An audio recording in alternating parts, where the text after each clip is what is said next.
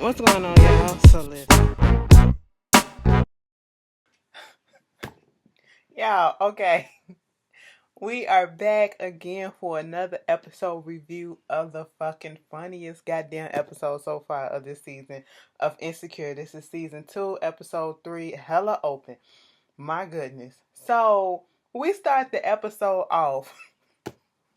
We start the episode off with Issa trying to, she out on a date. She over at some dude house and kind of find out, oh, dude is played by Luke James. I said, look at Luke, okay. So Luke, you trying to get his acting thing to really go at it because that's all I'm seeing you in is acting and shit. When we gonna get some new music, bitch? That's all that I want to know. But we can revisit that at another time. But hopefully it's soon. But anyway,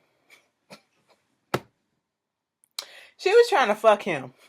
They get in the mood. He talked about her laugh. Oh, you got that sexy laugh. And she was like, I was like, girl, stop laughing. He going under her shirt and shit. I said, what the fuck is going on? And she kept on saying, his fingers, your fingers just look, it's weird. They was about to get in. They both shirtless and shit. And she just couldn't do it. And at this moment, he looking like, ain't this about a bitch? He was about to get some ass. She was about to get some dick. But she got in her own way. She about to leave. And when she left out, she was like, I'm sorry, it's your fingers. I said, what was wrong with his fingers? I just had to rewind trying to see what the fuck was really up with the fingers and all that shit. But, I just think she was just blocking her own self because she really wasn't ready to go out and do what she wanted to do. But, we see she got go out her house and she's looking at the wall and eventually she does paint over the wall and all that stuff, but she looked up at that ceiling and she was like, you will not steal my joy, okay? Because that whole conversation that she had with Molly on that phone, and then all of a sudden she went blank and she was like, oh bitch, I thought I passed out from this paint shit. She was like, bitch, open up a goddamn window. Let me tell you something. The reason why I really really like this show is because I don't even, and I don't know if white folks talk to each other like this, especially in their friends or whatever. But what I do know, because I be around them a lot and because of my own friends and shit, black folks and, Latino folks, we talk to each other like this, okay? Bitch, open up a goddamn window. Teach me how to hoe. Okay, bitch, shit like that. That's how we talk to each other. Well, some of us, we just be blunt with it and funny with it and all the time, so it's a connection right there. Issa goes outside, starting to start her day for We Got Y'all, and she noticed that on everybody's door in the complex, there is the noise violation shit that was going on.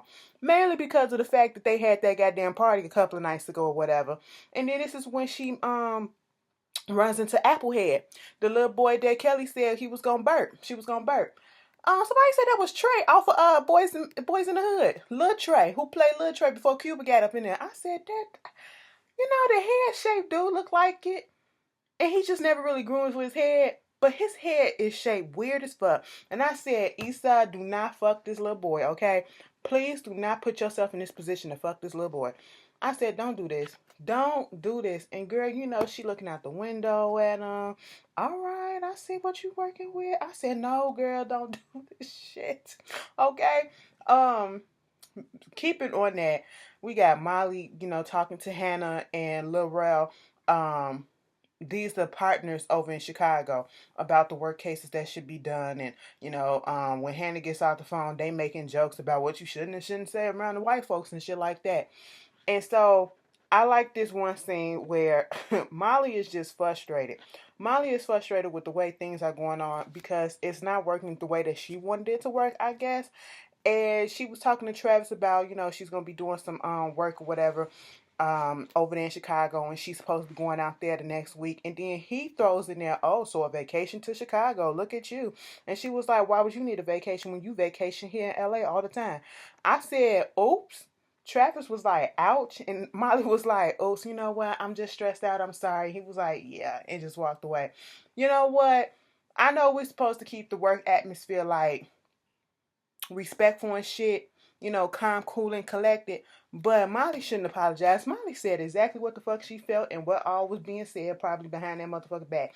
You don't do shit, but you get paid for mediocrity. Okay, that's what it is. And it just kind of came out a little bit.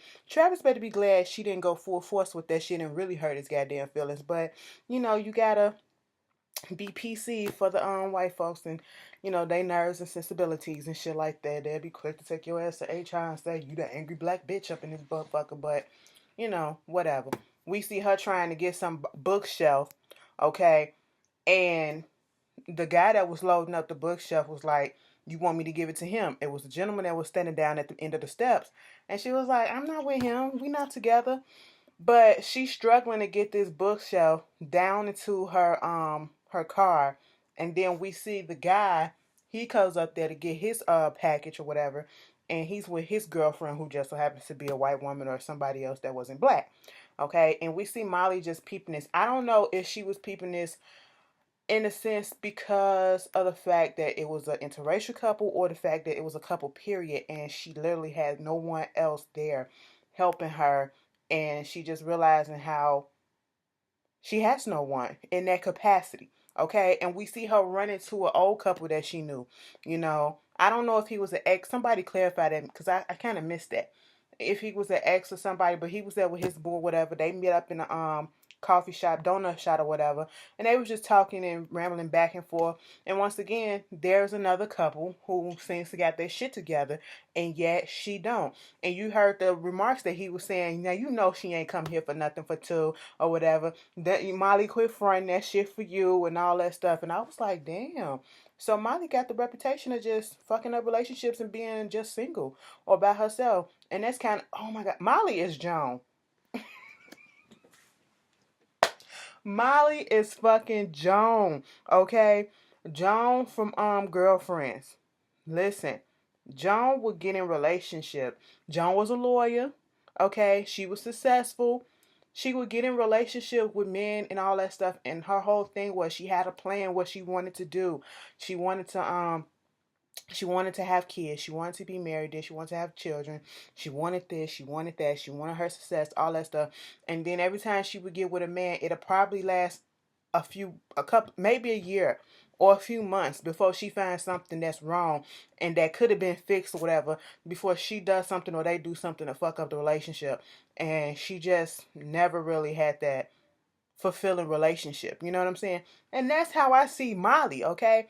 Molly is just that type, She's sitting down there talking to Issa.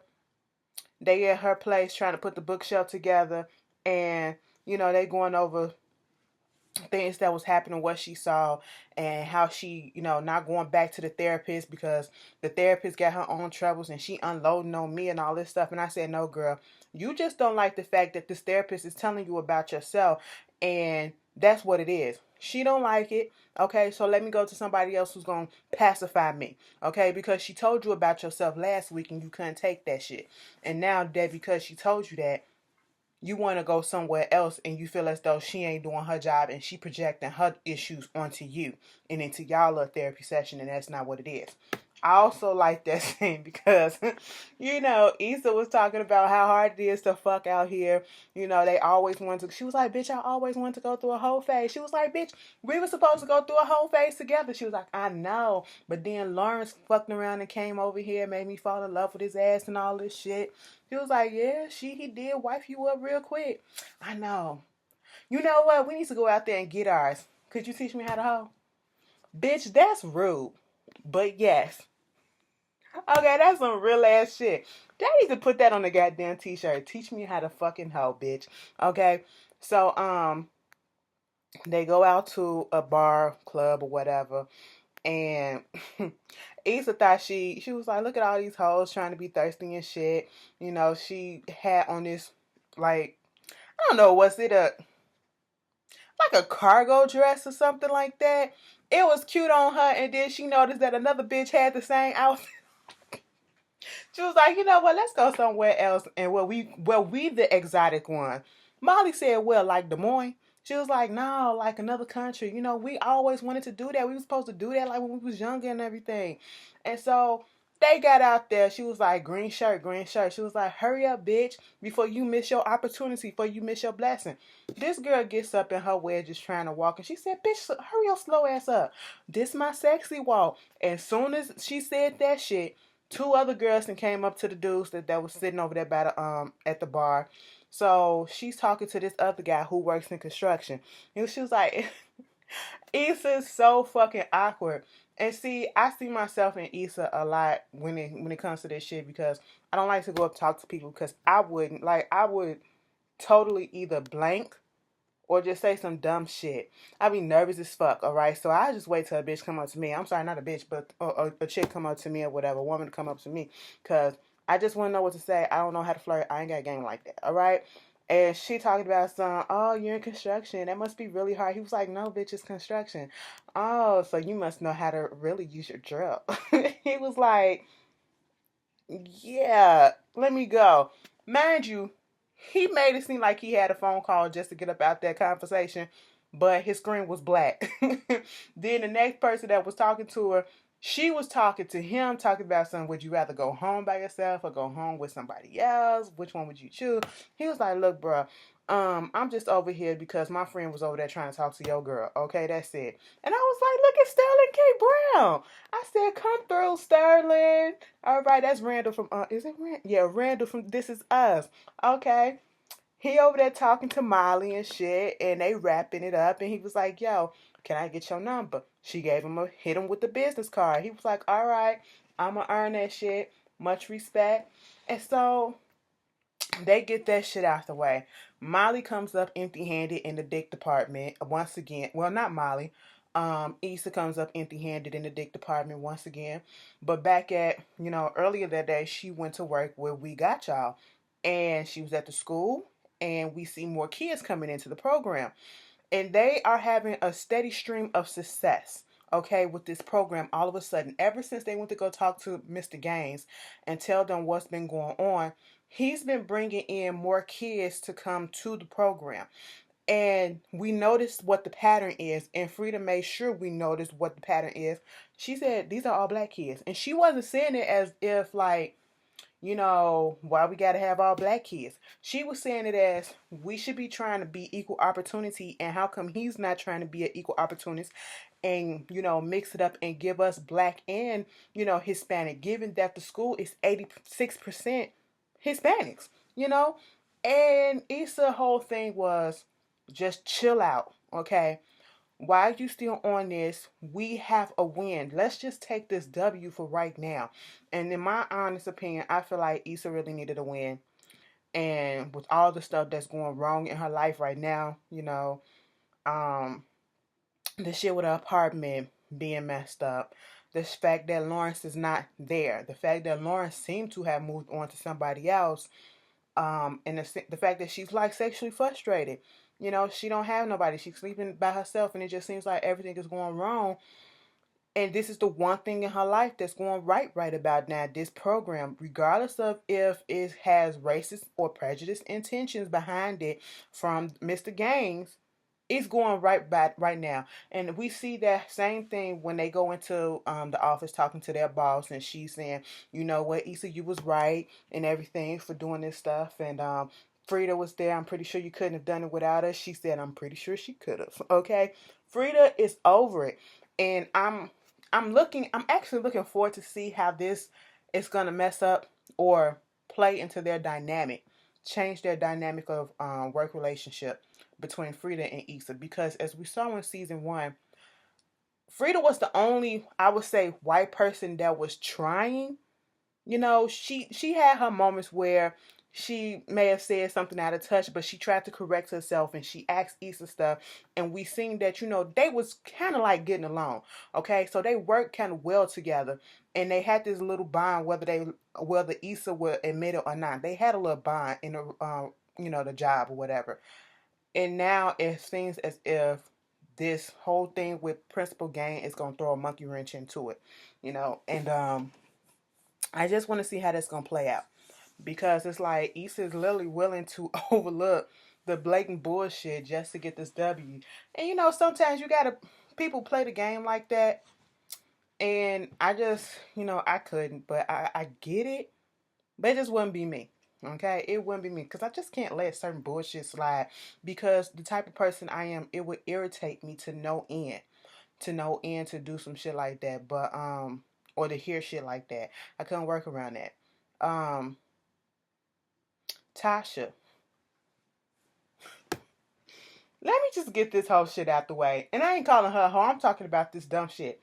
So Tasha and Lawrence, they're in the bed, they're at her place, they're looking at TV, but yes, she's talking about some people in her family and talking about the picnic and the barbecue and how come you not gonna make the potato salad and Shanice said this and he was like, who's Shanice and all this stuff.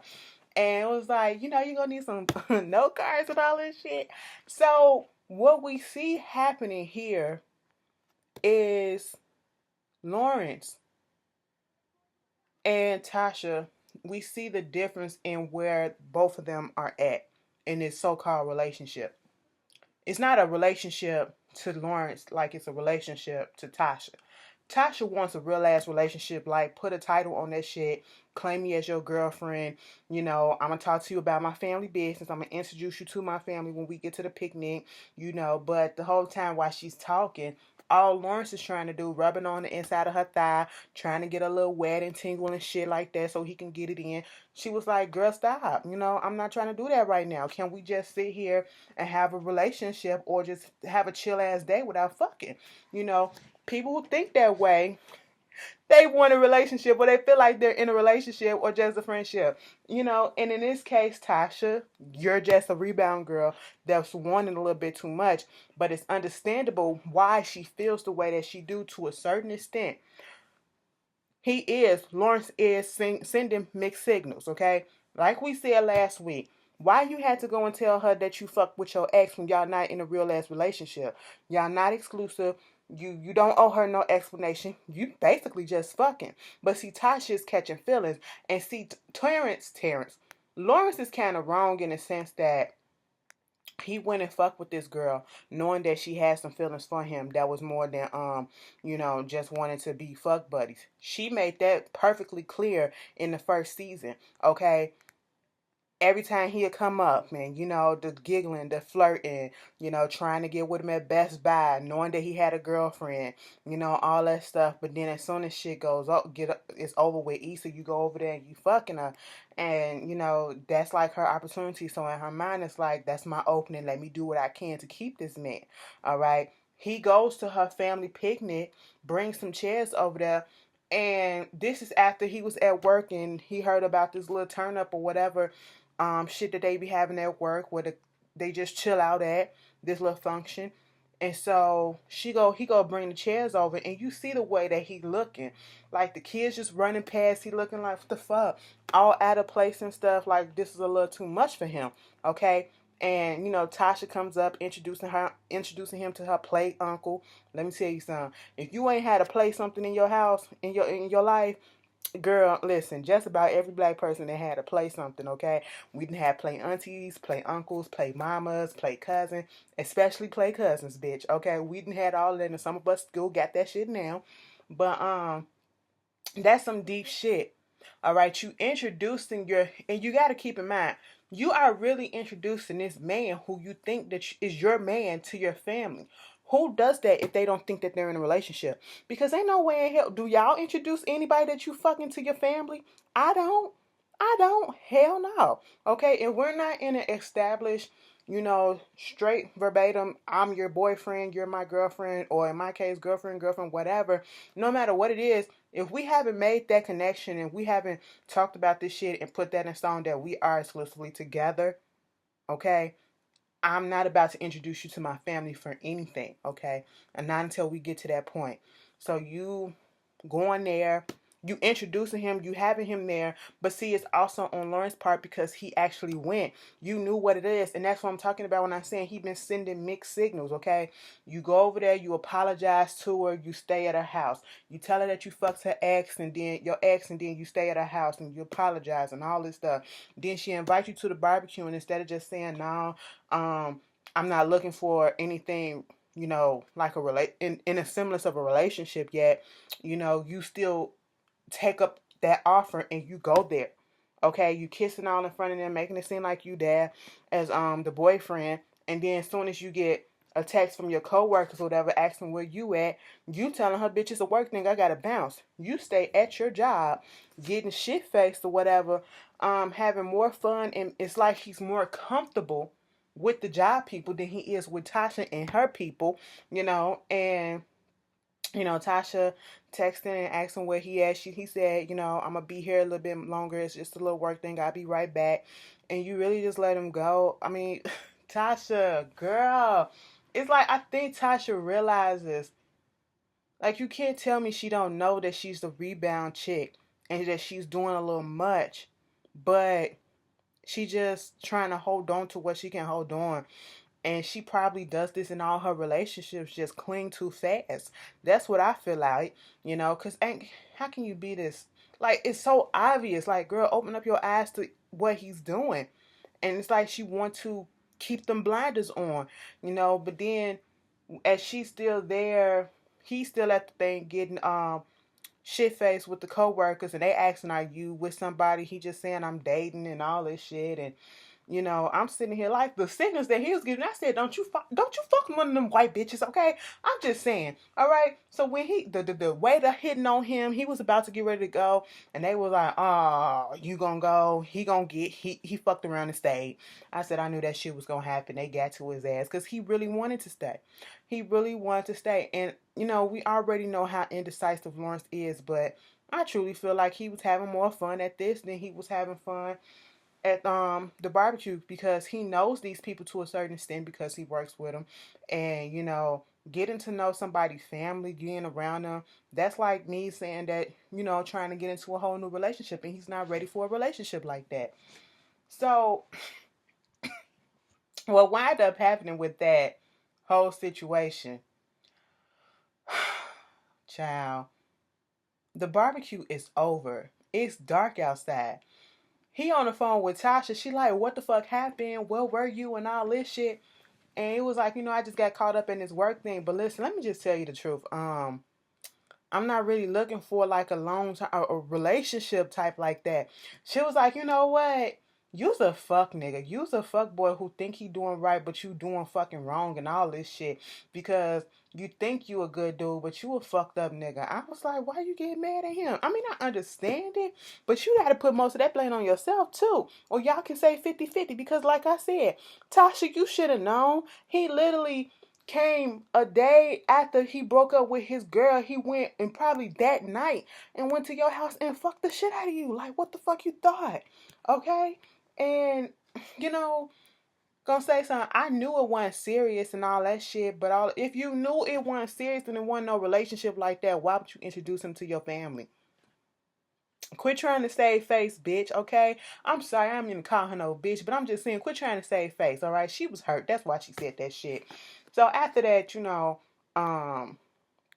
she basically said, fuck you. He hung up. One of his coworkers pulled up, and the way that they was looking at each other, I said, he probably gonna fuck that girl tonight. Because she did fuck somebody else in the office. She looked like she'd just give it up anytime, for fun. And ain't nothing wrong with that, because Issa was trying to get her home on the whole episode, okay? Issa fucked around and got with Baby Trey.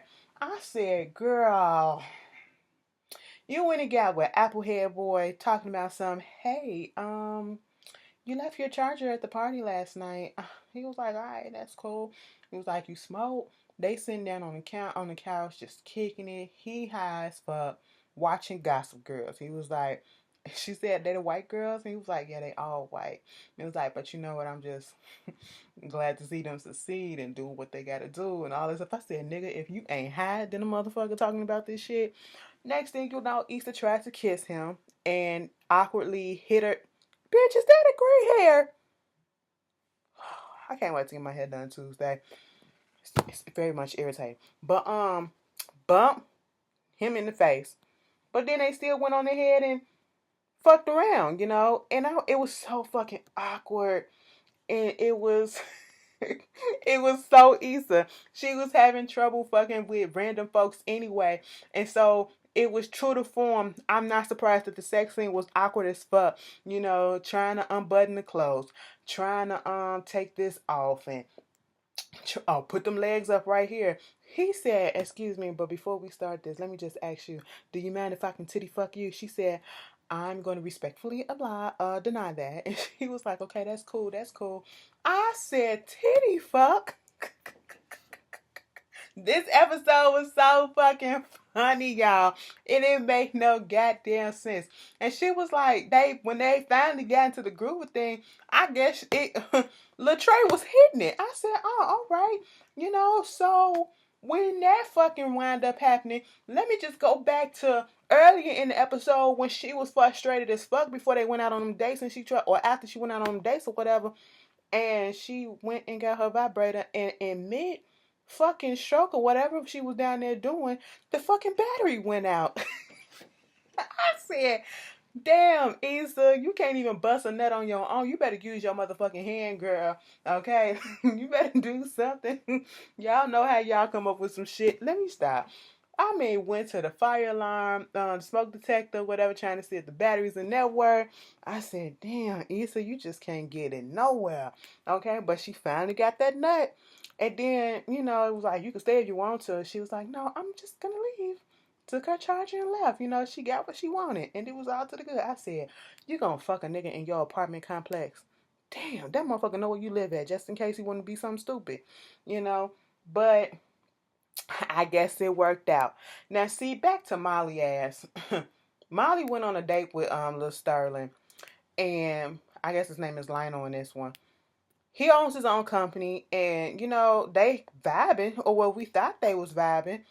But she on the phone with Issa talking about something. I just don't know. Something about him. It just like, I don't know what it is, but something seems off or whatever. It's like he got a checkpoint for everything that he needs to do in his life. And I was just, date someone like me was a check off on there and all that shit. And Issa had to throw up in there like, bitch, that sounds exactly how you are. You are literally dating yourself if that's the case.